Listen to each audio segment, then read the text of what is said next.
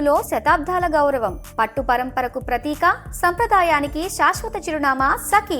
అందరికీ చాలా రకాల అనుమానాలు వ్యక్తమవుతున్నాయి.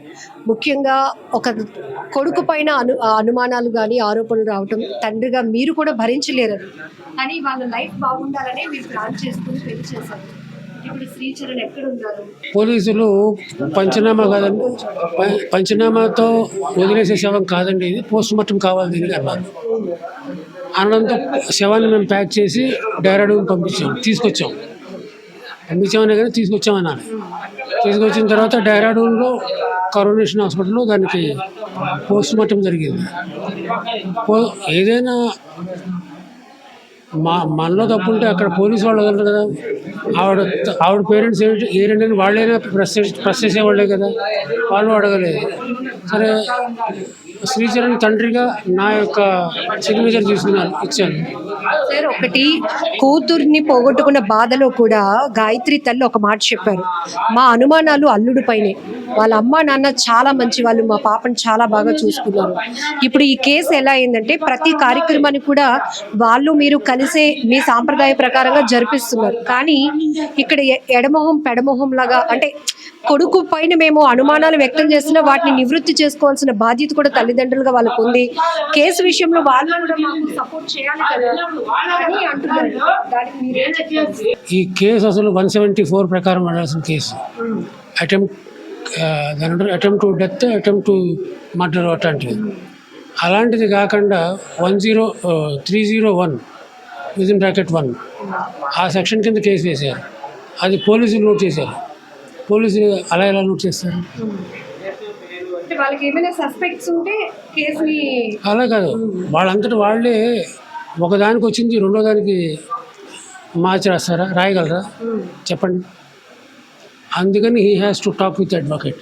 ఏంటిది, ఎందుకు జరిగింది ఇలాగా అంటే వీళ్ళు అంటున్నది ఏంటంటే చిన్నదిగా మనిషి కాదు బాబు, చదువుకున్నవాడు కాబట్టి అది అందువల్ల అతను ఇది దీని కింద రావాల్సింది కాదండి, దీని కింద ఎందుకు వచ్చిందంటే అప్పుడు నెమ్మదిగా ఒక్కొక్క విషయం బయటకు వచ్చింది. ఏమంటే మా వియంకుడు గారు అక్కడ లోకల్గా కొంచెం ఎవరైతే తెలిసిన వాళ్ళు ఉన్నారో వాళ్ళ ద్వారా అప్రోచ్ అయ్యి ఇది కేసు అంతకుముందు 103కి మార్పించారు, 174 కావాల్సింది ఇది అని చెప్పి అక్కడి నుంచి మాకు రిపోర్ట్ వచ్చింది. సార్, ఇక్కడ మీది 2 రకాల పాత్ర. ఒకటి శ్రీచరణ్ తండ్రిగా, మరొకటి ఒక స్నేహితురాల్లాగా, అంటే ఒక ఫ్రెండ్ లాగా ట్రీట్ చేసి ఒక కోడల్ని పోగొట్టుకున్నటువంటి మామగా. ఈ 2 రకాలుగా మీరు ఎంత నలిగిపోతున్నారో కూడా మాకు అర్థమవుతోంది. కానీ ఈ కేసు విషయంలో మీరు ఎట్లా, పోలీసులు ఏ రకమైన విచారణ చేయాలని మీరు అనుకుంటున్నారు పర్సనల్గా? వాళ్ళు ఆల్రెడీ అప్పటి వరకు ఇన్వెస్టిగేషన్ చేస్తున్న SHOని మార్చారు, వేరే ఇన్వెస్టిగేషన్ ఆఫీసర్ని వేశారు, ఐఓగా స్పెషల్గా వేశారు. They are doing their job. And ఆయన ఏదో రిపోర్ట్ ఇన్వెస్టిగేషన్ కంప్లీట్ చేసి ఐఓ అతను రిపోర్ట్ ఇస్తాడు. తర్వాత ఈలోగా ఈ ఫోరెన్సిక్ రిపోర్ట్ కూడా వస్తుంది. ఏదైనా ఉంటే లా డిపార్ట్మెంట్ చూసుకుంటుంది. తర్వాత కోర్టు ఉంది. మీరు వ్యవస్థల్ని ట్రస్ట్ చేస్తున్నారు, ఎవరి పని ఎవరి విధుల్ని వాళ్ళు నిర్వర్తిస్తారు, మేము సపోర్ట్ చేస్తాము. కానీ ఇప్పుడు శ్రీచరణ్ ఫోన్ కానీ కాంటాక్ట్ కానీ కమ్యూనికేషన్ ఉందా? ఇప్పుడు కార్యక్రమానికి ప్రస్తుతం అయితే నాకు లేదు, నాకు డైరెక్ట్గా కాంటాక్ట్ లేదు. అది సంగతి. అందరికి వస్తున్న డౌట్స్ ఏంటంటే సార్, తప్పు చేయలేనప్పుడు తల్లిదండ్రుల ఆధీనంలోనైనా అతను ఉండాలి. మొన్న వచ్చిన కార్యక్రమానికి శ్రీచరణ్ ఒక భర్తగా తన బాధ్యత చేశారు. బట్ ఈ రోజు 12వ రోజు కార్యక్రమానికి ఎందుకు రాలేదు? అక్కడ ఒకవేళ FIR మేము ఫైల్ చేసినప్పటికీ కూడా ఎవిడెన్స్లతో నేను ఇది చేయలేదు, ఇది సాధారణమైన మరణమే అని చెప్పుకోవాల్సిన బాధ్యత, ప్రూవ్ చేసుకోవాల్సిన బాధ్యత కూడా వాళ్ళకు ఉంది కదా అన్నది వీళ్ళ డౌట్స్. కరెక్టే, కాదని నేను అనలేదు. కానీ ఒకటి, ఓ పక్కన ఐఓ పిలిచినప్పుడు ఇన్వెస్టిగేషన్ ఆఫీసర్ కోఆపరేట్ చేయాలి కదా. అక్కడికి వెళ్ళారా? ముస్సోరికి వెళ్ళారా? వెళ్ళారని నేను అనుకుంటున్నాను. ఎందుకంటే డెహ్రాడూన్ వెళ్ళాడు నాకు తెలుసు. డెహ్రాడూన్ నుంచి ముస్సోరి వెళ్ళాలి, ఇవాళ మార్నింగ్ ఆఫ్టర్నూన్ పెడతాడు. అక్కడ ఐఓతో కలుస్తాడు, ఐఓని కాంటాక్ట్ చేస్తాడు. కాంటాక్ట్ అంటే అదే వాళ్ళు అడిగిన ప్రశ్నలు సమాధానం చెప్తాడు. సరే, ఇప్పుడు గాయత్రి వాళ్ళ నాన్నగారు మాట్లాడి కూడా మా అల్లుడి నుంచి మాకు ఫోన్ వచ్చింది, మీ పాప స్పృహ కోల్పోయింది అని. ఆ తర్వాత కట్ చేస్తే మేము రీచ్ అవ్వడానికి కూడా కొన్ని గంటలు పట్టింది. ఈ లోపే అక్కడ వ్యవస్థలన్నింటినీ కూడా శ్రీచరణ్ మేనేజ్ చేశాడు. మా కన్సర్న్ లేకుండా ఇది ఎక్కడైనా అవుతుందా, ఇది ఎక్కడైనా జరుగుతుందా? ఇది కాస్త కూస్త దూరం కాదమ్మా. వీళ్ళు ఆ రోజు సాయంకాలం 4 గంటలకు ఇక్కడ బయలుదేరి రాత్రి 1 గంటకు వచ్చారు.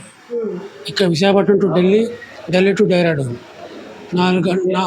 1 గంటకో 2 గంటలకు వచ్చారు అప్రాక్సిమేట్గా.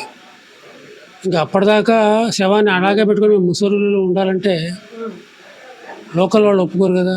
అందులో ఎస్పెషల్లీ వాళ్ళు ఉన్నది హోమ్ స్టే ఆఫీసర్స్ వాళ్ళు ఒప్పుకోరు కదా. అందుచేత అక్కడ మరి పంచనామా చేయవలసి వచ్చింది వాళ్ళ ముందు. ఆమె చచ్చిపోయిందని డిక్లేర్ అయ్యాకే ప్యాకింగ్ చేసి జరిగింది ఇది. సార్, ప్రతి దానికి మీ దగ్గర ఒక క్లారిటీ ఉంది. ఇప్పుడు వీళ్ళు అంటున్నారు అని కాదు, కానీ ఆరోపించినంత మాత్రాన ఏది వాస్తవం అయిపోదు. అట్లా అని అనుమానం లేదు అన్న చోట ఏది తప్పు జరగకుండా ఉండదు. రెండు ఉంటాయి కామన్గా.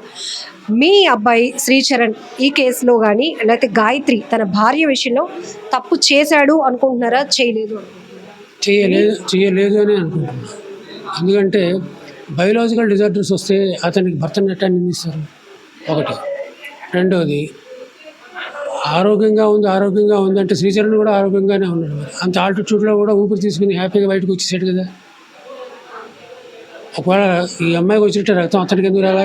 ఈక్వల్ అమౌంట్ ఆఫ్ వైన్ తీసుకున్నారు కదా ఇద్దరు. వైన్ తీసుకుంటే ఇద్దరికి రావాలి కదా, మరి ఈయనకి ఎందుకు రాలా? అది ఎవరైనా ఆలోచించారా? అంటే ఒక బాడీ హెల్తీ బాడీ, ఒక బాడీ బయోలాజికల్ డిజార్డర్ బాడీ. అలాంటప్పుడు దేనిలో డిజార్డర్స్ ఉంటాయో అవి ఆటోమేటిక్గా ఊపిరి తీసుకోవడం కష్టమైపోయింది ఆమె అన్న అనుమానం. ఎందుకంటే అంత నతులా పాస్ వెళ్ళినప్పుడే నాకు కొంచెం ఊపిరి తీసుకోవడం కష్టమైంది. అలాంటిది అమ్మాయి 2000 ఆల్టిట్యూడ్లో ఉన్నప్పుడు, ఆక్సిజన్ తక్కువ ఉన్నప్పుడు మరి ఏమై ఉంటుందో మరి. అంటే గాయత్రి మీ కోడలికి ఏమైనా హెల్త్ ఇష్యూస్ ఉన్నాయి అక్కడ మా దగ్గర అని మీరు అనుకుంటున్నారా? అంతే, అదే అనుకుంటున్నాను. అందువల్లే నేను దీనిలో డీప్గా ఎక్కువ మాట్లాడలేదు. కొన్ని ఆడియోలు వీడియోలు వీళ్ళు మీడియాకు కూడా ప్రొవైడ్ చేస్తున్నారు. అందులో నేను ఇతని దగ్గర ఉండలేను, నేను వచ్చేయాలనుకుంటున్నాను. ఈ డిస్టర్బెన్స్ గురించి ఎప్పుడైనా మీ నోటీస్లోకి వచ్చిందా సార్? Very good. అది జనవరిలో జరిగిందమ్మా. ఒక ఆడియో ట్రాక్ గురించి చిన్న ఇష్యూ వచ్చింది. ఆ సందర్భంగా ఆడియోను వీడియో ట్రాక్ ఏదో ఉందిట.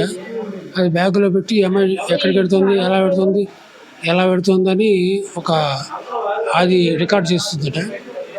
దానికి సంబంధించిన డిస్కషన్ వచ్చినప్పుడు శ్రీచరణ్ వెంట పూనా అంటే పూనా నుంచి హైదరాబాద్ వెళ్ళాడు. ఫ్లైట్ వేసుకుంది.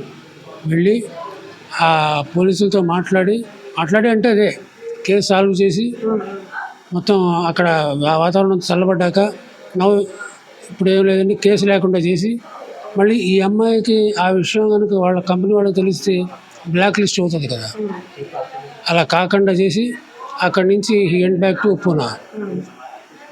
ఆ తర్వాత మేమే చెప్పాం ఆ అమ్మాయికి, అక్కడ వద్దమ్మా, నువ్వు ఢిల్లీ వచ్చి ఇక్కడ ఉంటే వాడు ఆఫ్ అండ్ డౌన్ వస్తూ ఉంటాడు, ప్రాబ్లం ఉండదు నీకు. సరే, అంచేత ఏం చేసిందంటే ఆ అమ్మాయి అక్కడ లే ఆఫ్ కూడా ఇచ్చారు టీం నుంచి కంపెనీకి. వాళ్ళు తీసేయడం దానికి నేనే రిజైన్ చేసి షీ కేమ్ టు ఢిల్లీ. తర్వాత లాస్ట్ 4 to 5 months మా దగ్గరే ఉంది, హ్యాపీగా ఉంది. థర్స్డే ఆ గురువారం నాడు ఆ అమ్మాయి డ్యూటీ పెడుతుంది. ఆ మార్నింగ్ వెళ్ళి ట్యాక్సీలో పెడుతుంది, అదే క్యాబ్లో పెడుతుంది, ఈవినింగ్ క్యాబ్లో వస్తుంది. తర్వాత ఆమెకు జాబుకు సంబంధించినంత మటుకు ఎలాంటి ప్రాబ్లము లేదమ్మా. సార్, ప్రతి మనిషికి చావు అనేది సహజమే, కానీ ఆ చావుకి కారణం ఏంటో తెలుసుకోలేకుండా ఈరోజు ఇన్ని కార్యక్రమాలు చేస్తున్నా కూడా ఆత్మ శాంతించే అవకాశం ఉంటుందా అసలు? ఎందుకంటే ఇంత నలుగుతున్నారు, ఏంటి ఆ డెత్ వెనుక కారణం ఏంటి, what exactly cause for death ఏది తెలియటం లేదు. కానీ అన్ని కార్యక్రమాలు సంప్రదాయంగా అదే జరుగుతున్నాయి. ఇవి చేయాల్సిన తండ్రిగా అంటే మావయ్య తండ్రి కూడా అవుతారు కొన్ని సందర్భాల్లో. మీరేమనుకుంటున్నారు? కరెక్టేనమ్మా. ఏది ఆగుతుంది? టైం అవుతుందా?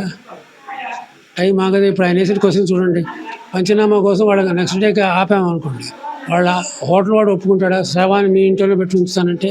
ఎవడు ఒప్పుకోడు. ఏది ఏ టైంలో ఎలా జరగాలో అది అలాగే జరుగుతుంది. టైంని నువ్వు నేను ఎవరని చర్చ చేయను, అంతే కదా. అలాగే జరిగింది.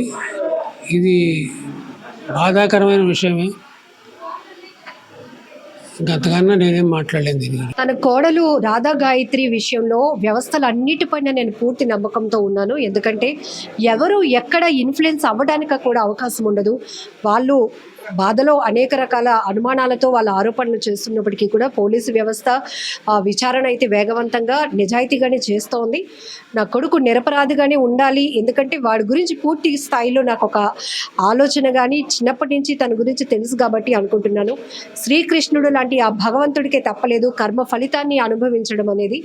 ఒకవేళ అది అన్నీ ప్రూవ్ అయితే, ఒకవేళ తప్పు చేసినట్టు తెలితే నేను వ్యవస్థలకే కట్టుబడి ఉంటాను అనేదే నా స్టేట్మెంట్ అని కూడా శ్రీచరణ్ వాళ్ళ నాన్నగారు, రాధా గాయత్రి వాళ్ళ మామయ్య గారు చెప్తున్నారు.